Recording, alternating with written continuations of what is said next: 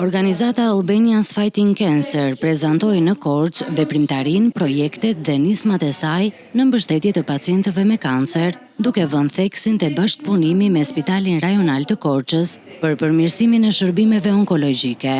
Në aktivitet morën pjesë pacient, familjar, profesionistë të shëndetësisë dhe përfaqësues të institucioneve, të cilët janë njohur me punën dhe misionin e organizatës. Themeluesja dhe presidentja e shoqatës, Roberta Panariti, prezantoi projektet e realizuara deri më tani, si dhe objektivat për zgjerimin e mbështetjes ndaj pacientëve dhe forcimin e shërbimeve të trajtimit të kancerit në Korçë. Kemi ndjerë që spitalit ka nevojë për medical equipment që t'jenë më të reja, më të avancuara, për shembull. Menduam që këtë vit i dedikohemi onkologjikut të Korçës, departamentit onkologjik të Spitalit të Korçës, sepse kishte nevojë jo vetëm për poltronët e rinj, por dhe për më shumë mjete që ju duhen pacientëve. Pra, dëshira jonë është të ndihmojmë pacientët. Në aktivitet ishte e pranishme edhe filantropja Fotini Kokeri, e cila vlerësoi rëndësinë e angazhimit të komunitetit dhe bashkëpunimit me institucionet